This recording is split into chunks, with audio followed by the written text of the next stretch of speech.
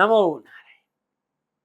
जय गौ माता, वंदे मातरम। मां भारती को प्रणाम और हृदय से ओम शम शनिश्चराय नमः।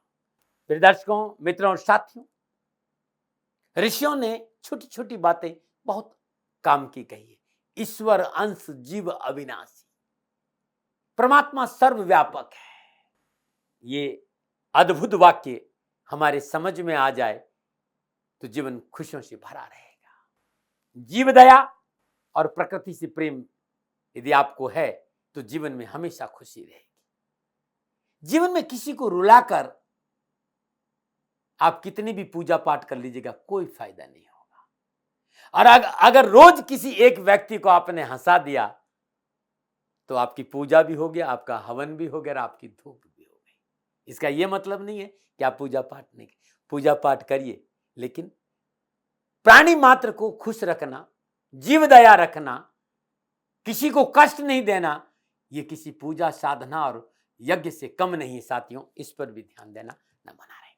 प्रिय दर्शकों, मित्रों और साथियों, मिथुन राशि वालों के लिए मई 2000 का महीना कैसा रहेगा, नक्षत्र गणनाओं के आधार पर राशिफल आपके सामने है। ये राशिफल आपकी नाम राशि, आपकी चंद्र राशि आधारित है।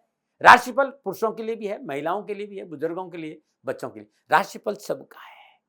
मिथुन राशि वालों के लिए माह के आरंभ में मिथुन राशि के स्वामी बुध वृषभ राशि 12वें भाव में संचरण कर रहे हैं। 10 मई को बुध वृषभ राशि द्वादश भाव में वक्री होंगे।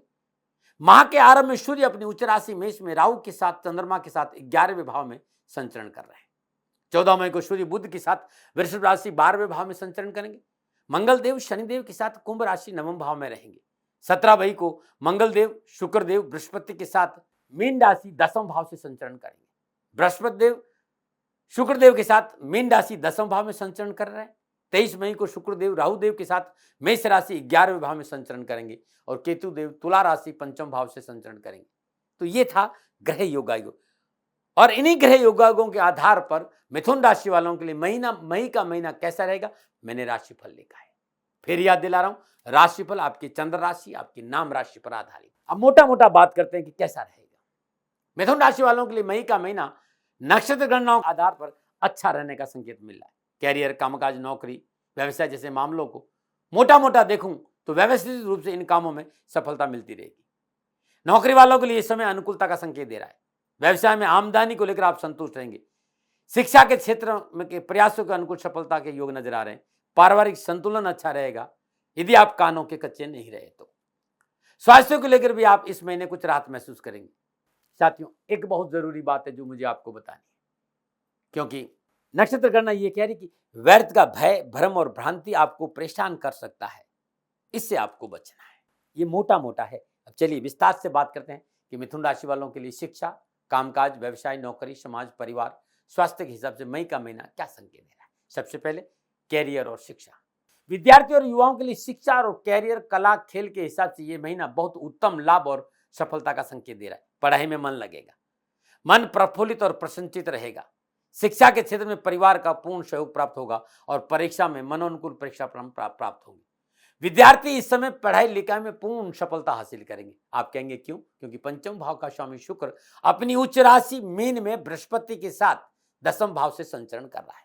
तो एजुकेशन के क्षेत्र में, कैरियर के क्षेत्र में यह समय पूर्णता लाभ और सफलता का संकेत दे रहा है। बस थोड़ा सा प्रयास बढ़ाना होगा।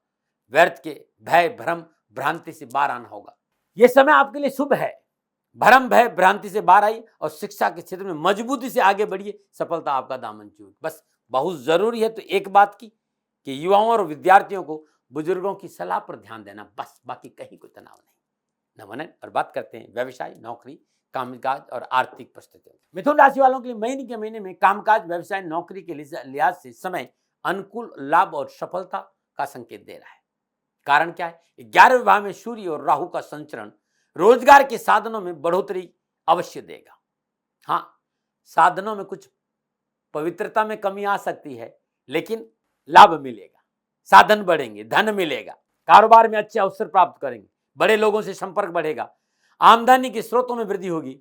बस खर्चा है, उस खर्चे को कंट्रोल करना बहुत जरूरी, बाकी सफलता है।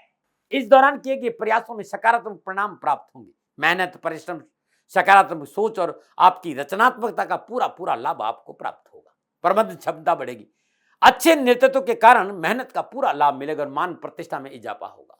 अपनी क्षमता और सामर्थ्य दिखाने का अवसर प्राप्त होगा। आर्थिक स्थिति मजबूत होगी, सामाजिक सुयश में बढ़ोतरी होगी, समाज के बीच में अपना प्रभुत्व स्थापित करने में आप सफल होंगे।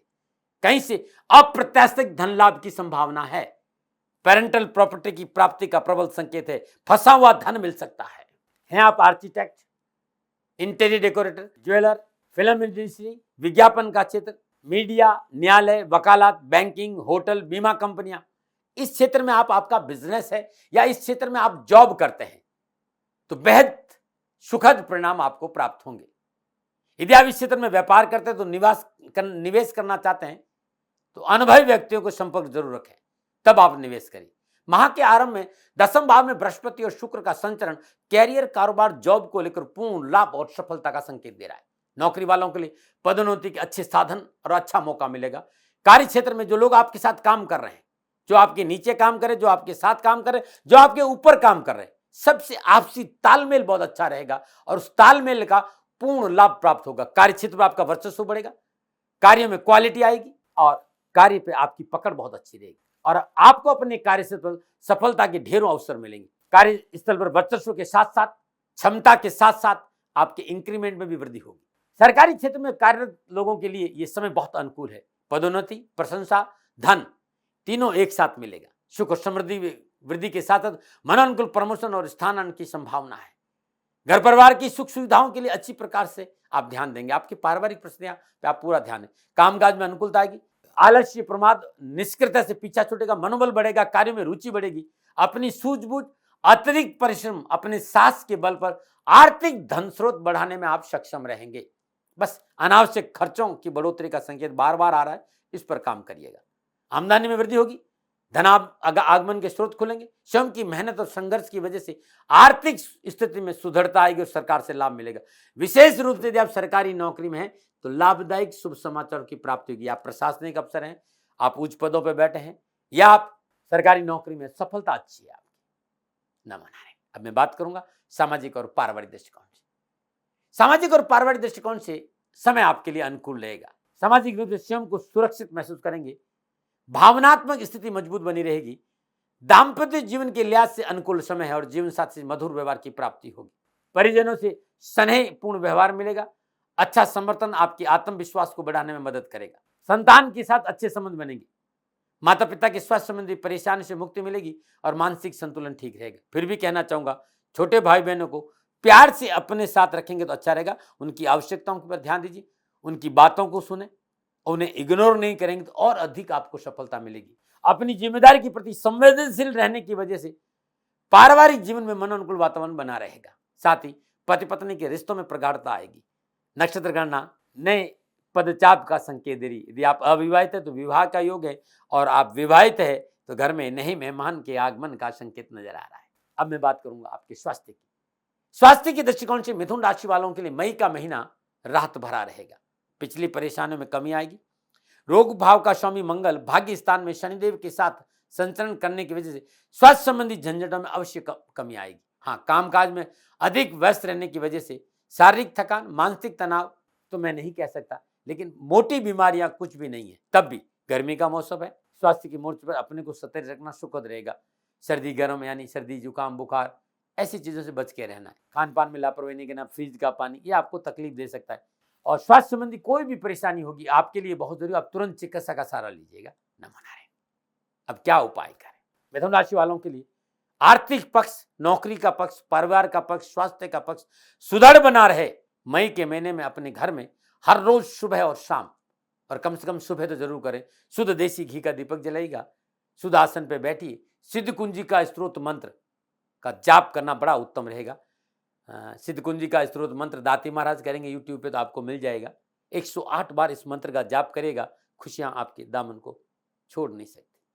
प्रिय दर्शकों, मित्रों, साथियों, ये मिथुन राशि वालों के लिए मई का महीना कैसा रहेगा, नक्षत्र गणनाओं के आंकलन पर मेरा विचार था। कोई विवाद नहीं, कोई तर्क नहीं, किसी तरह का कोई तनाव नहीं।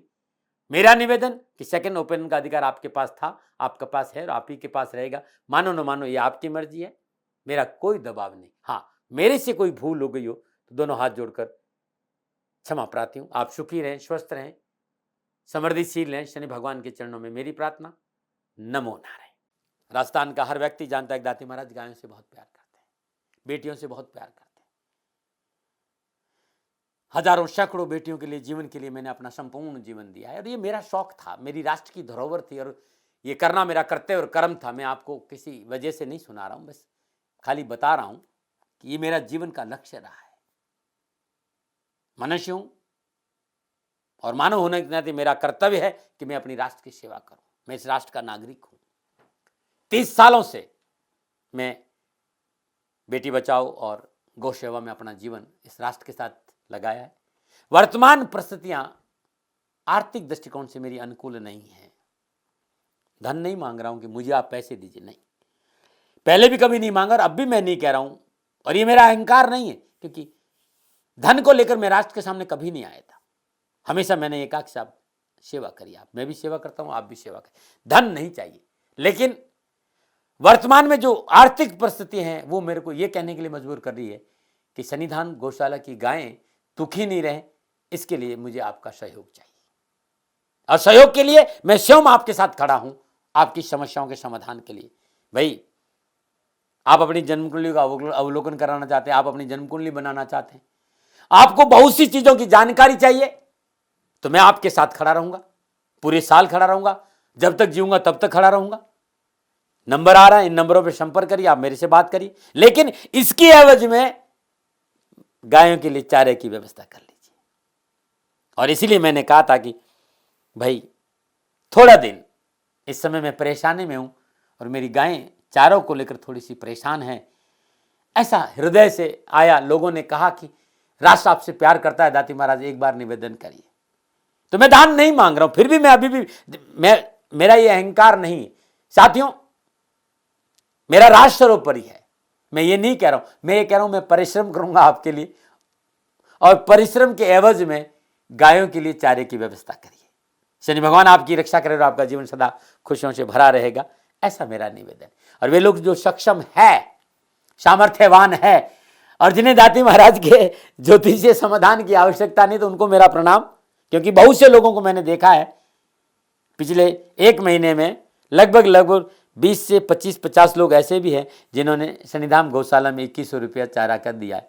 मैं उन सब के प्रति अपना आभार प्रकट करता हूं और यह सहयोग मैं जीवन भर याद रखूंगा। मित्रों, समय ऐसा है कि मेरी परिस्थिति आर्थिक दृष्टिकोण से अनुकूल संकेत नहीं दे रही है, इसलिए मैंने राष्ट्र से कहा कि सन्निधान गौशाला में परेशानी नहीं चाहिए। सरकार सपोर्ट कर रही है, अपनी सीमाओं में रहते हुए जो सरकार करती है, लेकिन उससे पूरा नहीं पड़ता है, ये आप भी जानते हैं। शासन की अपनी एक सीमा है और अपनी मर्यादा है और शासन के पास और बहुत से काम है। लेकिन फिर भी मैं आप सभी का धन्यवाद देते हुए हृदय से पुनः एक बार निवेदन करना चाहता हूं कि आपको लगता है कि दाती महाराज के साथ सन्निधान गौशाला में खड़ा रहना है, तो नंबर है, जरूर सहयोग करें। मेरा कोई दबाव नहीं है, प्रार्थना थी। ओम नमो नारायण। ओम नमो।